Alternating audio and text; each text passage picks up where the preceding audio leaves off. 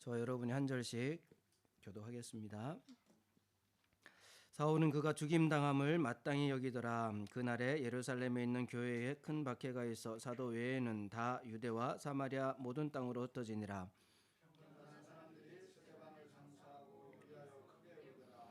사울이 교회를 잔멸할새 각 집에 들어가 남녀를 끌어다가 옥에 넘기니라. 빌립이 사마리아 성에 내려가 그리스도를 백성에게 전파하니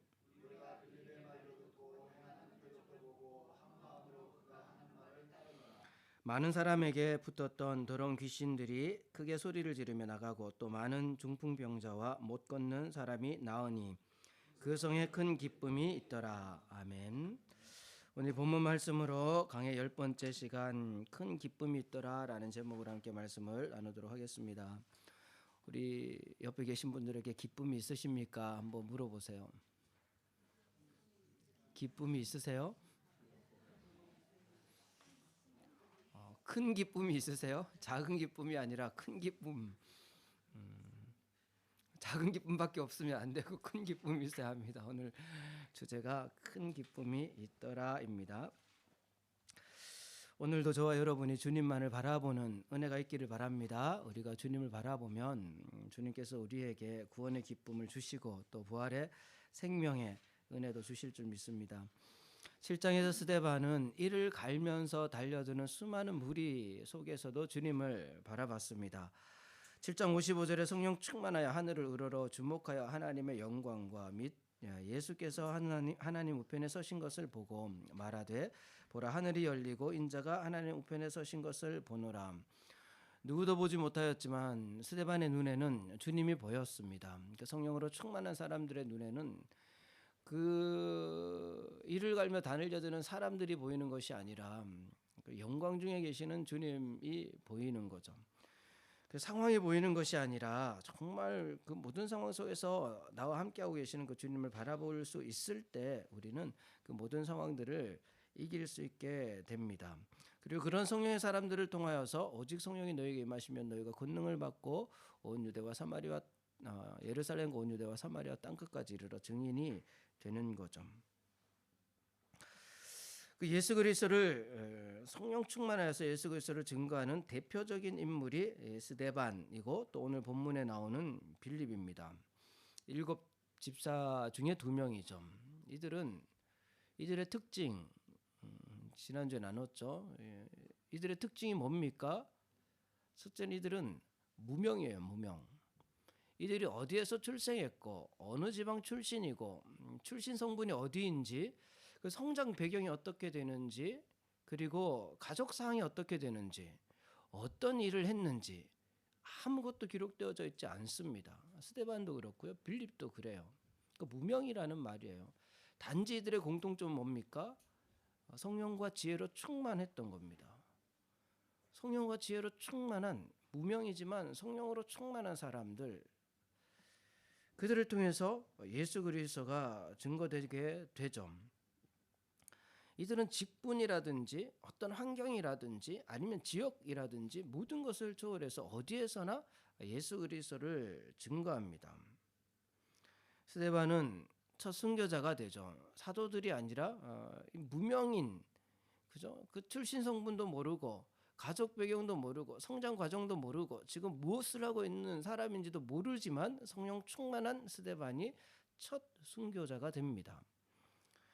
그리고 빌립은 그렇게 무명이지만 성령 충만한 빌립을 통해서 사마리아 땅에 또 에디오피아의 내시에게도 복음이 전해지는 역사가 일어나죠. 스데반의 이름 뜻이 무엇입니까? 기억하세요? 스데반 이름 뜻이 뭐죠? 2주 지났는데 벌써 다 잊어먹으셨나요? 면류관이라는 뜻입니다. 면류관. 스데반은 면류관이에요. 면류관.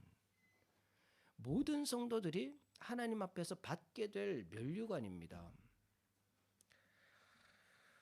바울은 회심 후에 자기의 평생을 되돌아보면서요. 전도자의 삶을 살고 나서 자기의 일생을 되돌아보면서 디모데후서 4장에서 이렇게 고백하죠. 전제와 같이 내가 벌써 부어지고 나의 떠날 시각이 가까웠도다. 나는 선한 싸움을 싸우고 나의 달려갈 길을 마치고 믿음을 지켰으니 이제 후로는 나를 위하여 의의 면류관이 예비되었으므로 주 곧 의로운 재판장이 그날에 내게 주실 것이며 내게만 아니라 주의 나타나심을 사모하는 모든 자에게. 바울은요 일평생 전도자로 살면서 이제 자기의 인생이 얼마 남지 않았다는 것을 직감하고요.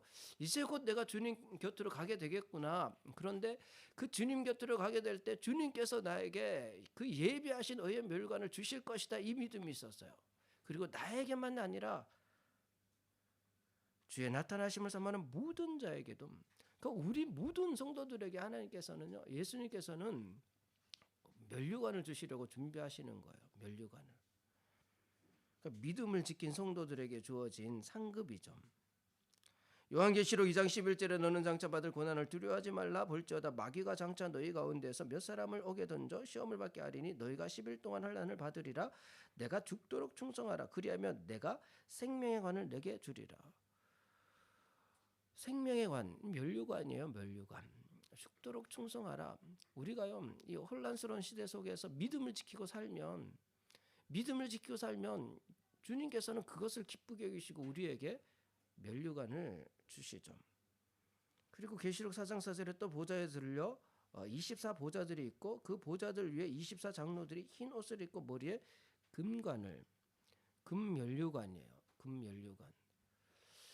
결국은 스데반은 면류관 모든 성도들이 어떤 삶을 살아야 하고 또 그들에게 주어질 하나님의 상급이 면류관인 것을 드러내는 인물이 이 스데반인 거예요. 스데반. 그러니까 저와 여러분이 모든 상황 속에서 그 환난 속에서도요 주님을 바라볼 수 있을 때 주님께서 그 모든 것을 이기게끔 만드십니다. 우리가 충성스럽게 우리 신앙을 지키면요 결국 주님께서는 우리를 기뻐하시면서 우리에게 준비하신 면류관을 주세요. 그러니까 어떤 특별한 인물, 뭐 사도 아니면은 히브리인 아니면은 뭐 유대의 어떤 권력을 가진 사람 아니면 어떤 좋은 배경을 가진 사람 아니면은 어떤 좋은 직장을 가진 사람 그런 것이 아니라요 무명이지만 그런 배경이 아무것도 없지만 성령으로 충만한 사람. 그래서 늘 말씀 안에 있고 늘 주님을 바라볼 수 있는 사람. 어떤 환경 속에서도 주님을 바라볼 수 있는 그런 믿음의 사람을 통하여서 하나님의 역사들이 이루어지는 거예요. 그것을 보여주는 인물이 스데반입니다. 그러니까 저나 우리 성도분들도 모두가 스데반과 같은 삶을 살기를 하나님께서는 원하신다는 거예요. 이 시대 모든 성도들과 교회가 스데반과 같은 삶을 살기를 하나님께서는 원하세요. 그래서 저와 여러분이 어떤 환경 속에서도 주님을 바라볼 수 있는 은혜가 있기를 바랍니다. 그것이 7장에 나눈 내용이에요. 그렇게 성령의 사람들을 통하여서 복음이 전해지고 예루살렘 교회는 성도의 수가 점점 더 많아집니다. 오늘 본문 8장 1절에 사울은 그가 죽임 당함을 마땅히 여기더라. 그날에 예루살렘에 있는 교회에 큰 박해가 있어. 그렇게 많은 믿음의 사람들이 더해지는 중에 그날이라는 말은 스데반이 돌에 맞아 죽었던 그날 순교의 날을 가리킵니다. 그 날을 기점으로 해서요 박해는 더 심해져요. 극심한 박해가 시작됩니다. 그 중심에 사울이 있죠. 청년 사울이 있습니다. 그 사울의 죽음을 스데반의 죽음을 본 사울은 이제 교회를 완전히 잔멸하려고 하죠. 3절에 사울이 교회를 잔멸할새 각 집에 들어가 남녀를 끌어다가 옥에 넘기고 집집마다 찾아다니면서 기독교인들을 찾아내서 그들을 감옥에 집어넣고 그렇게 교회를 아예 잔멸하려고 합니다. 아주 지독하고 철저한 박해가 시작되죠. 그러나 오늘 본문을 통해서 저와 여러분이 기억하셔야 할 것은요. 성령의 불은 결코 꺼지지 않습니다. 성령의 불은 결코 꺼지지 않아요. 이 상황 또한 하나님의 경륜 안에 있습니다. 4절에 그 흩어진 사람들이 두루다니며 복음의 말씀을 전할세. 더 이상 예루살렘에 살 수가 없는 상황이 돼요. 기독교인들이 더 이상 예루살렘에는 뭐 집집마다 찾아와서 또 예수를 믿는 사람들은 감옥에 놓고 하니까요. 더 이상 예루살렘에 있을 수 없어서 흩어질 수밖에 없어요. 그런데 흩어진 사람들이 그 박해를 받고 주변에 있던 사람들이 붙잡혀서 감옥에 가는 것을 봤고요. 또 그 공동체 안에 있던 스데반이 그렇게 돌에 맞아 죽는 것을 봤습니다. 얼마나 두렵고 떨리겠습니까? 이제는 예루살렘에 살 수 없는 그런 환경이 되어서 가야 돼요. 떠나야 돼요. 흩어져야 돼요. 그 흩어진 곳에서 그럼 혹시라도 또 여기까지 쫓아올 수도 있잖아요. 여기까지 쫓아와서 자기를 잡아갈 수도 있잖아요. 그런데 흩어진 사람들은 두려워하지 않죠. 복음의 말씀을 전합니다. 사절을 잘 보시면요. 그 흩어진 사람들이 두루다니며 복음의 말씀을 전할세 기록하고 있어요. 복음의 말씀을 전한 사람들이 누구예요? 누굽니까? 사도들이 복음의 말씀을 전했다. 아니면은 7 집사들이 복음의 말씀을 전했다가 아니고요. 흩어진 사람들 누구나 복음의 말씀을 전했어요. 흩어진 사람들은 누구나 누구 한 사람 두려워 떠는 사람이 없고요. 숨죽여 사는 사람이 없고, 흩어진 사람들이 누구 하나 기죽어 있는 사람도 없고, 흩어진 사람들은 누구나 복음의 말씀을 전해요. 사실 이것은 하나님께서 뜻하신 일이죠. 하나님께서는 이미 오직 성령이 너에게 임하시면 너희가 권능을 받고 예루살렘뿐만 아니라 온 유대와 사마리아 땅 끝까지 이르러 내 증인이 되리라고 말씀을 하셨죠. 예수님께서 그렇게 말씀하셨어요.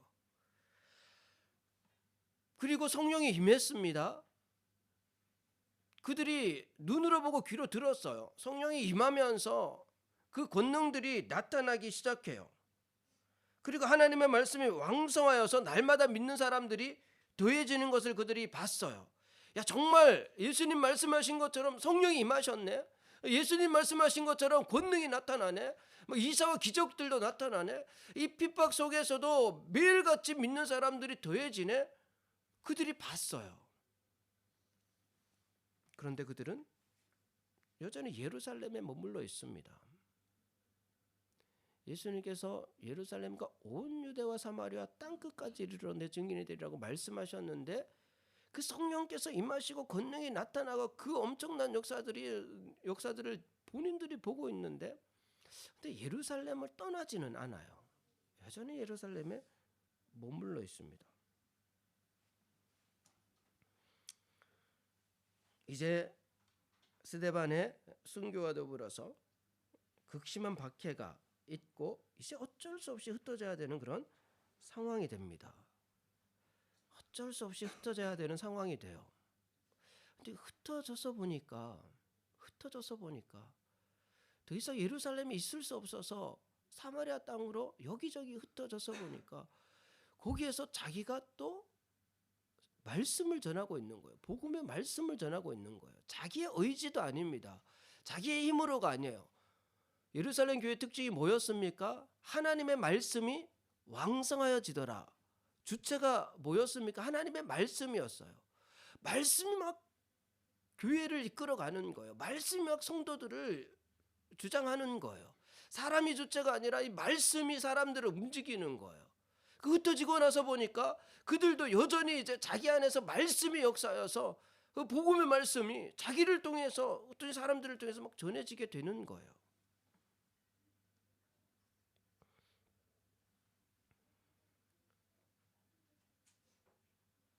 8장 1절에 그 흩어진 사람들이요, 사도 외에는 후반절에 보시면 다 어디로 갑니까? 유대와 사마리아 모든 땅으로 흩어지는 거예요.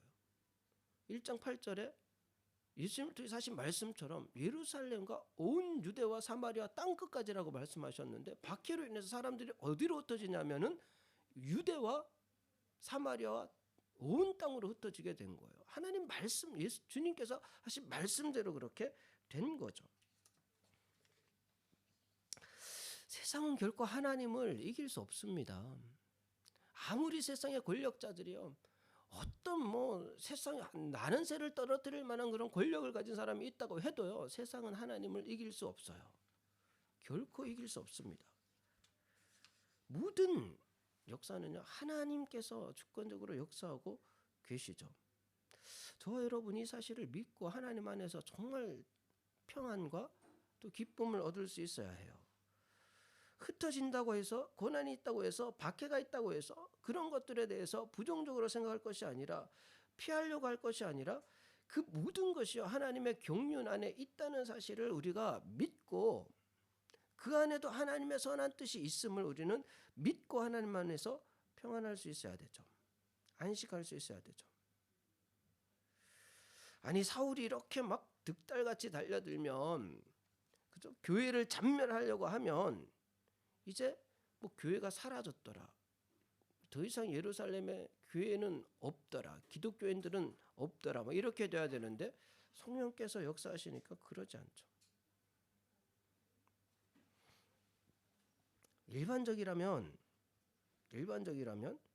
이렇게 교회는 사라져야 마땅하겠죠. 역사 속에 많은 나라들이 그렇게 사라지잖아요. 그런데 교회는 사라지지 않습니다.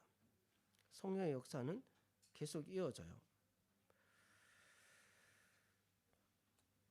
이 잔멸할세라는 단어는 모욕을 주다, 더럽히다, 파괴하다라는 뜻의 단어인데요. 신약 성경에 여기밖에 안 나와요. 근데 구약 성경에도 히브리어를 70인 번역 성경에 헬라어로 번역할 때 같은 단어로 번역한 구약 성경 구절이 있는데, 시편 80편 13절에요. 숲속에 멧돼지들이 상해하며 할 때 상해하다라는 단어가 같은 뜻이에요. 상해하다. 그러니까 멧돼지가 포도밭을 막 여기저기 들쑤시며 다니는, 그래서 온 포도밭이 막 황폐해지는 그런 상황. 그러니까 사울이 지금 그렇게 미친 듯이 멧돼지 보신 적 있으십니까? 가끔 한번 영상을 한번 찾아보세요. 최근에 한국도요, 막 멧돼지 때문에 사람을 막 공격하더라고요. 영상 보니까. 제가 설교 준비하려고 본 겁니다. 설교 준비하려고. 멧돼지가 어떤지 보니까 요즘은 사람들도 막 물고 막 여기저기 끌고 다녀요. 정말 마주치면 안 되겠더라고요. 그 멧돼지가 온 포도밭을 막 여기저기 막 들쑤시면서 다니는 것처럼 사울이요, 막 이 예루살렘의 사람 집집마다 다니면서 기독교인들을 색출해내고 막 감옥에 쳐놓고 막 그러고 있었어요. 그게 미완료형이라서요. 한 번, 두 번 그런 게 아니라 계속 그렇게 한 거예요. 계속. 그렇게 막 했으면, 그렇게 하면 이제 기독교인들이 막 기가 죽어서 신앙을 포기하든지 아니면은 어디 가서 숨죽여서 살든지 막 그래야 되지 않습니까? 그런데 이 흩어진 사람들이요, 오히려 흩어진 곳에서 복음의 말씀을 전하게 돼요. 이것이 성령의 역사입니다. 그래서 성령의 불은 결코 꺼지지 않아요. 성령께서는요, 반드시 믿는 성도들을 통하여서 다시 불을 일으키시고 다시 역사하시고, 성령께서는 다시 그 하나님의 뜻을 이루어 가십니다. 저와 여러분의 인생 가운데도요, 우리 안에 그 성령의 불이 결코 꺼지지 않는다는 사실을 꼭 믿으시기 바래요. 믿으시기 바래요. 좀 사그러든 것처럼 보여집니까? 다시 불태우실 거예요. 다시 우리를 통해서 복음이 전해지도록 하실 거예요. 복음의 말씀이 전해지도록 하실 겁니다. 성령은 결코 꺼지지 않아요. 이 사실을 믿는 저와 여러분이 되기를 바랍니다. 일본 땅에도 박해가 있었죠. 에도 시대 때 250년 동안에 큰 박해가 있었습니다. 그래도 그 수대에 걸쳐서 박해가 있었지만요, 가꾸레 기리스탄이라고 하잖아요. 나가사키가 그 긴 시간 철저한 박해 속에서도 믿음을 지킨 사람들이 있었습니다. 지금 오늘날도요, 북한 같은 사회 속에서도요, 지하교회가 있어요. 지하교회 성도들이 얼마나 간절하게 기도하고 있는지 모릅니다. 이슬람권에도요, 기독교인들이 있습니다. 정말 성령의 불은, 복음의 불은 꺼지지 않아요. 종교개혁 이후에 막 유럽이 혼란스러울 때, 그러니까 18세기 초에 이제 체코에 여전히 그 체코에는요 카톨릭이 득세하고 있던 그런 상황이었습니다. 그래서 이제 종교 권력자들이 막 기독교인들을, 개신교 성도들을 막 엄청나게 박해를 했죠. 근데 거기에서 이제 종교 개혁이 루터로부터 시작됐는데 그 이전부터 야, 이게 바른 신앙이 아니야, 잘못돼서 이 신앙을 기억해야 돼라고 여겼던 지도자가 있었습니다. 존 후스라고요. 그래서 존 후스를 중심으로 해서 이제 종교 개혁을 이루려고 모여든 사람들이 있었어요. 형제교회라고요. 1467년 종교개혁 이전부터 있었죠. 근데 그 소수의 사람들이 천주교의 박해를 받으면서도 신앙을 지켜요. 근데 너무 그 박해가 심해지니까 그 200년 동안 그 신앙을 지키던 사람들이 더 이상 체코에 있을 수 없어서 독일로 이렇게 넘어옵니다. 1722년도에요. 한 90명 정도의 성도들이 독일로 넘어와요. 흩어진 사람들이죠.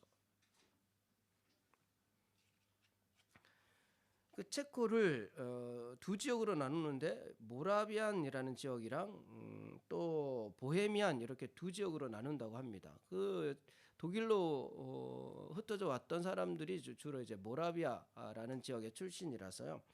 그들이 독일 작센이라는 지역에 정착하게 되는데 거기에서 17세기 초에 이제 종교개혁의 아주 경건한 신앙인이었는데요. 종교개혁, 루터의 종교개혁의 그 가르침을 따르려고 했던 진젠도르프라는 사람이 있었어요. 그 사람을 만나게 되면서 이 그룹이 모라비안 공동체를 이룹니다. 90여 명이에요. 90여 명. 근데 이 사람들이 얼마나 신실하게 기도하면서 신앙생활을 하느냐 하면요. 그 24시간을 기도해요. 100년 동안 24시간 기도해요. 팀을 짜서 이 자정부터 시작해서 1시간씩 이렇게 기도하는 팀을 짜요. 그러니까 24시간 릴레이 기도를 하는데 이 기도가 100년 동안 이어져요. 100년 동안. 그리고 이 90여 명이 시작했는데요. 이들이 기회가 되는 대로 선교사를 파송하기 시작합니다.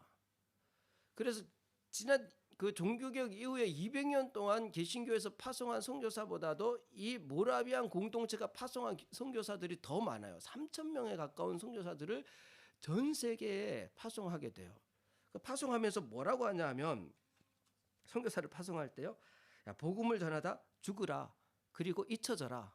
이게 모토였어요. 야, 너희들은 불모제에 가서 복음 전하다가 죽어라. 그리고 잊혀져라. 너희 이름 드러낼 생각하지 말고. 그러면서 수천 명의 3천 명의 선교사들을 파송을 해요.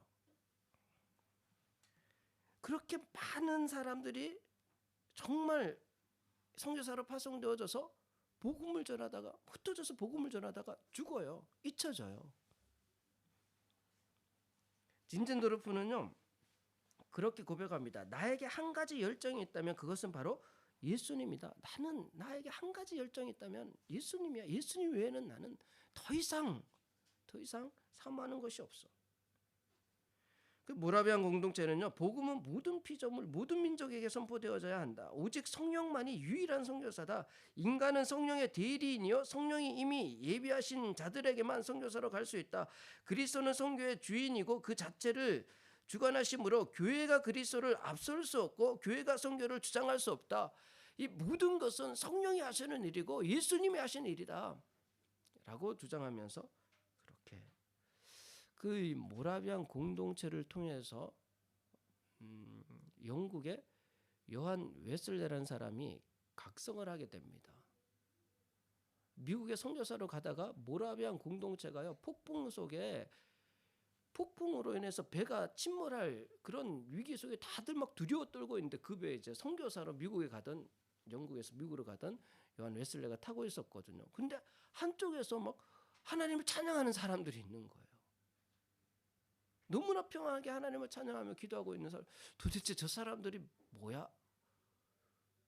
라고 생각하고 그 존 웨슬레가요 그 사람들에게 다가가게 됩니다. 모라비안 공동체 사람들이었어요. 거기에서 파송된 선교사들. 이미 존 웨슬리 자기가 선교사였지만요 그들을 만나면서 깨닫게 됩니다. 야, 정말 하나님을 믿는다는 것이 저런 거구나. 그리고 이 존 웨슬리가 각성하고 다시 영국으로 돌아가서요 다시 시작하게 됩니다. 그리고 18세기에 감리교라는 교회를 세우게 됩니다. 그리고 18세기에 영국이 엄청난 혼란스러운 시기 때 그 각성운동으로 인해서 영국이 회복되는 역사가 일어나요. 그것이 어디서 시작되냐면요 흩어진 사람들, 모라비안 공동체를 통해서요 존 웨슬레가 각성을 하게 되고 영국의 각성운동이 일어나게 되고 부흥운동이 일어나게 되고 영국이요 회복되는 역사가 일어나요. 하나님은 결코 성령의 불을 꺼뜨리지 않으세요. 절대 꺼뜨리지 않으십니다. 기독교 역사를 살펴보면요 이런 박해가 얼마나 많은 지역에서 일어났었는지 모릅니다. 그런데 박해로 인해서 교회가 사라졌다라는 기록은 거의 없어요. 박해로 인해서 교회가 사라졌다? 일본도 250년의 박해가 있었지만 여전히 교회가 있잖아요. 심지어 역사상 가장 포악한 그 아수르 바벨론에 의해서 북이스라엘과 남유다가 나라가 멸망하지만 그러나 하나님께서 성령의 불을 꺼뜨리지 않으십니다. 이사야서 6장 11절 내가 이르되 주여 어느 때까지니까 하였더니 주께서 대답하시되 성읍들은 황폐하여 주민이 없으며 가옥들에는 사람이 없고 이 토지는 황폐하게 되며 여호와께서 사람들을 멀리 옮기셔서 이 땅 가운데 황폐한 곳이 많을 때까지니라. 그 중에 10분의 1이 아직 남아 있을지라도 그것도 황폐하게 될 것이나 온 땅이 황폐하게 될 것인데 그래서 밤나무와 상수리나무가 배임을 당하여도 그 그루터기는 있는 것 같이 그 그루터기는 남아 있잖아요. 거룩한 씨앗을 하나님께서 남겨두세요. 그리고 다시 그들을 통해서 신앙 공동체를 회복시키시죠.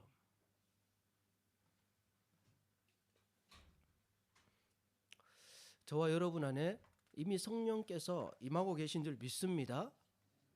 우리 안에 성령이 있잖아요. 없으십니까? 우리 옆에 계신 분에게 한번 물어보세요. 당신은 성령 계십니까?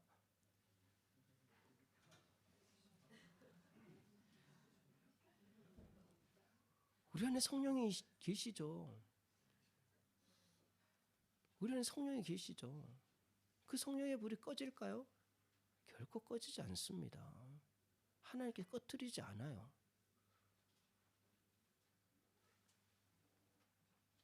이 사실을 믿고 때가 되면 하나님께서 나를 통해서 또 복음의 말씀을 전하도록 하시고 나를 통해서 또 새로운 곳에서 새로운 사람들이 예수 그리스도를 믿도록 역사하시겠구나 이런 기대하는 마음을 가지는 저와 여러분이 되기를 바라요.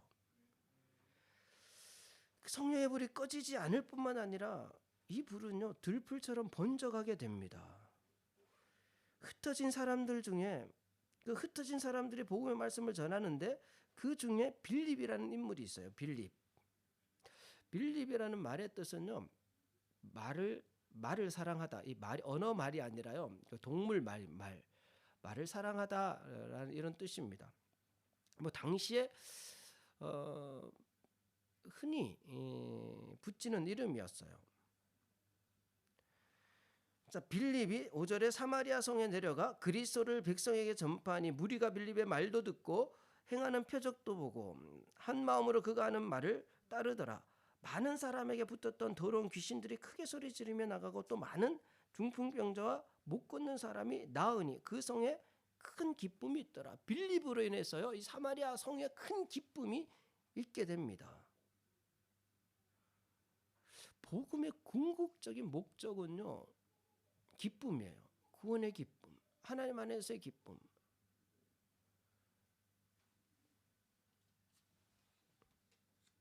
그런데 이 빌립을 통하여서 이 성에 큰 기쁨이 있게 되는데 그 과정은요. 빌립이 한 일이 뭐냐면은 복음을 전파하는 거예요. 빌립이 사마리아 성에 내려가 그리스도를 백성에게 예수님을 전하는 것. 전파하니 무리가 빌립의 말도 듣고 그러니까 빌립의 말을 듣고 행하는 표적도 보고 한 마음으로 그가 하는 말을 따르더라. 그 사마리아 성에 빌립이 가서 이 그리스도를 전합니다. 복음의 말을 전해요. 그러니까 많은 사람에게 붙었던 더러운 귀신들이 크게 소리 지르며 나가고 또 많은 중풍병이다. 이런 기사와 이적들이 일어나요. 그리고 그 성에 큰 기쁨이 일어나요. 근데 이 기쁨의 근원이 이적과 기사가 나타났기 때문이 아니라 이 7절 말씀에 많은 사람에게 붙었던 더러운 귀신들이 크게 소리를 지르며 나가고 여기에 주어가 뭡니까? 주어가 뭐죠? 7절의 주어가 뭘까요? 네? 한국어로 번역된 성경은 귀신들이 여기가 주어잖아요. 귀신들이. 근데 헬라어 성경에는요. 플로이 가르톤 에톤논 이렇게 돼서요. 이 플로이가 사람들이란 뜻입니다. 사람들. 사람들이 주체예요. 사람들. 그러니까 의도적으로 그렇게 기록을 했습니다. 귀신들이 주체가 아니라 사람들. 근데 이 사람들이 어떤 사람들입니까? 어떤 사람들이 귀신이 들려 있었지만 지금은 빌립을 통해서 복음을 들은 사람들이에요. 말씀을 들은 사람들이에요. 6절 후반절에 보시면 그가 하는 말을 따르더라라고 기록되어 있죠. 그가 하는 말을 복음을 듣고 복음의 말을 따르는 사람들.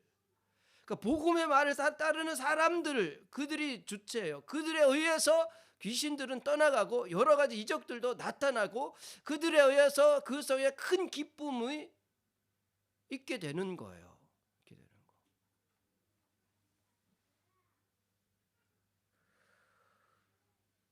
기쁨의 주체는요. 어떤 현상이 아니에요. 어떤 일이 뭐 잘 되어지고 어떤 문제들이 해결되어지고 현상이 아닙니다. 그 주체는요. 복음의 말씀을 들은 사람이 주체예요. 사실은 말씀이 주체예요. 말씀이. 하나님의 말씀이 왕성하여 가더라. 여기에서도 주체가 뭐라고요? 하나님의 말씀이었잖아요. 예루살렘에서도 성령이 임했을 때 말씀이 주체가 되어서 교회가 계속해서 성장하게 되죠. 믿는 사람들이 더해지게 되죠. 여러 가지 기적과 이사들이 나타나게 되죠. 이 사마리아 땅에도 마찬가지인 거예요. 빌립을 통해서 말씀이 성령 충만한 빌립을 통해서 말씀이 전해지니까 그 말씀을 들은 사람들이 주체가 되어서 여러 가지 현상들이 나타나면서 그 성에 큰 기쁨이 있게 되는 거죠.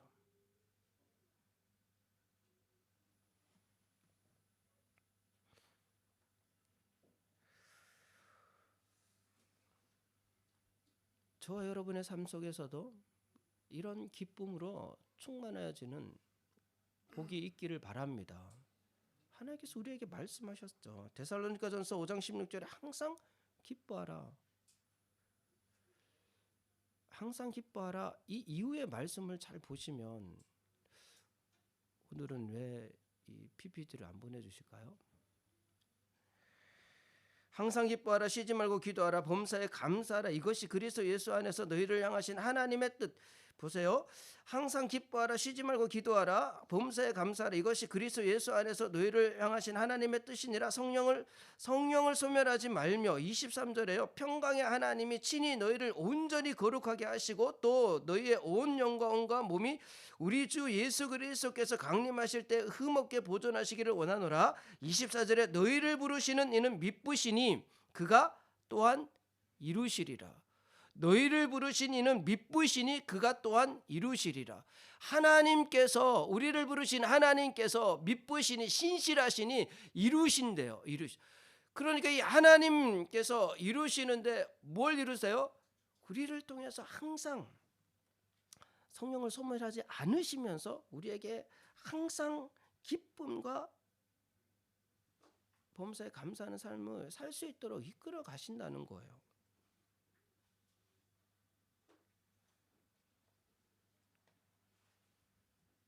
지금 빌립과 그 성의 상황은 어떻습니까? 예루살렘의 상황은 어떻습니까? 교회를 잔멸하려고 미친 멧돼지처럼 여기저기 들쑤시고 다니는 세력들이 있어요. 더 이상 살 수 없는, 발붙이고 살 수 없는 상황이 되어서 흩어질 수밖에 없는. 그런데 흩어져서 보니까 내가 주체가 아니라 내 안에 이미 이 성령이 계시고 성령께서 말씀이 주체가 되도록 하셔가지고 복음의 말씀을 또 전하게 하시는 거예요. 빌립이 복음의 말씀을 전하니까 그 말씀을 듣고 따르는 사람들이 또 그 말씀을 들은 사람들이 주체가 되니까 이제 그 안에 있던 모든 귀신들도 떠나가고 병자들이 낫게 되고 그런 현상들이 나타나게 되는 거죠. 그리고 그 안에 이제 기쁨이 충만하게 되는 거예요. 이것이 우리가 사모해야 할 삶이고 교회의 모습입니다. 교회의 모습이에요. 저와 여러분의 삶 속에 그리고 동경 아합회 기독교회가 기쁨으로 충만하여지는 은혜가 있기를 소망합니다. 하나님께서 우리를 부르신 하나님께서 미쁘신 하나님께서 이루실 거예요. 저는 그 믿음을 가지고 기도합니다. 성도분들의 가정에도 이런 기쁨이 있기를 바라요. 성도분들의 일상 속에서도 이 기쁨이 있기를 바랍니다. 성도분들이 있는 모든 곳에서 이 기쁨이 있기를 바라요. 이 기쁨의 근원이 어디서부터 시작되었는지를 다시 한번 잘 생각해 보세요. 주변의 환경에 따라서 일희일비하는 것이 아니라 내가 원하는 대로 어떤 일이 이루어지고 예기치 못한 어떤 좋은 일들이 이루어지면 그때는 하나님 감사합니다 기쁘고, 내가 원하는 것이 좀 틀어지고 금방 그 일이 이루어지지 않으면 좀 낙심하게 되고 또 좌절하게 되고 원망과 불평이 일어나고 그런 것이 아니라 불확실한 그런 상황 속에서 오히려 상황이 악화되는 것 같고 점점 내가 궁지로 몰려지는 것 같고 그런 상황 속에서도 내 안에서 복음의 말씀이 막 깨달아지는 거예요. 말씀이 깨달아지는 거예요. 성령께서 그 말씀을 주시는 거예요. 말씀을 듣고 따르는 그 사람들, 그러다 보니까 어느새 그 말씀으로 인해서 근심 걱정이 사라지게 되는 거예요. 막 소망이 생기게 되는. 그렇지, 하나님께서 나를 이렇게 그냥 절망에 떨어뜨릴 뿐이 아니지. 하나님의 뜻이 있겠지. 하나님께서 내가 생각지 못한 그런 일들을 계획하고 계시겠지. 비록 저렇게 교회를 잔멸하려고 득달처럼 달려드는 세력이 있다 할지라도 아니야. 하나님의 뜻은 이루어져.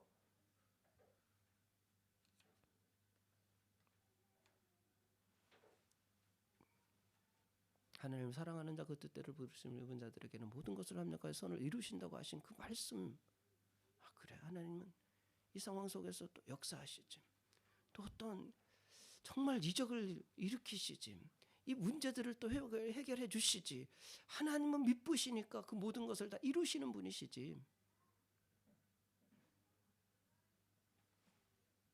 그래서 우리 안에서 하나님에 대한 그 확신과 더불어서 막 기쁨이 생겨나는 거예요. 그렇지. 기쁨이. 세상이 주는 기쁨이 아니라 성령께서 주시는 그 기쁨이 막 올라오는 거예요. 우리 안에서.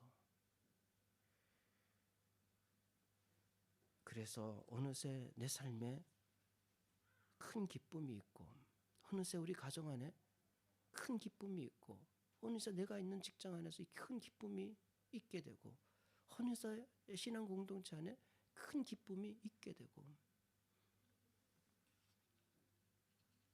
그것이 오직 성령이 너에게 임하시면 우리가 받게 될 권능입니다. 권능이에요. 다른 권능이 아니라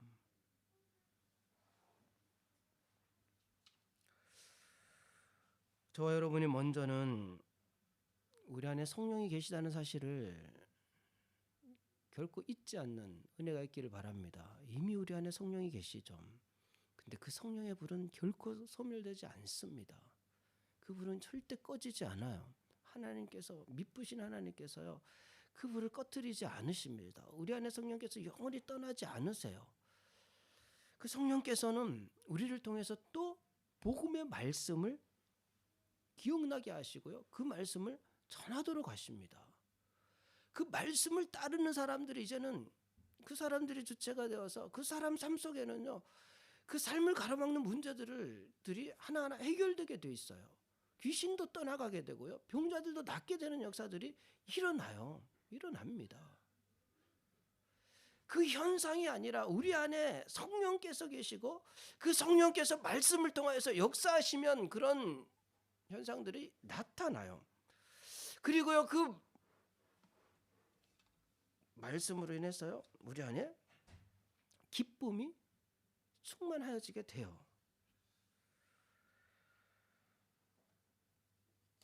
저와 여러분의 모든 일상의 삶 속에서 이 큰 기쁨이 회복되는 은혜가 있기를 바랍니다. 저희들로 인하여서 우리 성도분들의 가정에도 이 큰 기쁨이 회복되기를 바라요. 직장에서도 좀 이런 기쁨이 회복되기를 바랍니다. 우리가 있기 때문에 내가 있어서 직장에 큰 기쁨이 회복되고 이 사회도요. 동경 앞에 기독교회가 있어서 이 오츠카 지역에 큰 기쁨이 회복되고 동경에도 이 기쁨이 회복되고 정말 이런 역사가 일어나기를 소망합니다. 빌립을 통해서 이루신 하나님께서 저와 여러분을 통하여서도 하나님의 뜻을 이뤄가실 줄 믿습니다. 하나님 아버지 감사합니다. 우리의 삶 속에서 이 큰 기쁨이 회복되기를 원합니다. 이 기쁨의 근원을 찾아가 보면 어떤 현상이 아니라 복음의 말씀이 전해질 때 성령을 통하여서 이 복음의 말씀이 전해질 때 그 말씀을 따르는 자들을 통하여서 모든 악한 것들이 사라지게 되고 그 성이 기쁨으로 충만해지는 것을 봅니다. 주님, 동경 앞에 기독교회도 우리의 삶 속에서도 이 기쁨이 회복되기를 원합니다. 미쁘신 하나님께서 다 이루신다는 이 확신을 가지고 어떤 환경에서도 낙심하거나 좌절하는 것이 아니라 정말 주님을 바라보며 그 환경을 이기며 믿음으로 살아가며 하나님을 찬양하며 기쁨을 회복하는 삶 살아가는 동경 앞에 기독교의 성도들 될 수 있도록 인도하여 주시옵소서. 주님 함께 하실 줄 믿습니다. 감사드리며 모든 것을 예수님의 이름으로 기도드립니다. 아멘. 다 같이 자리에서 일어서 주시기 바랍니다. 주만 바라볼지라 찬양 후에 축도로 예배를 마치도록 하겠습니다.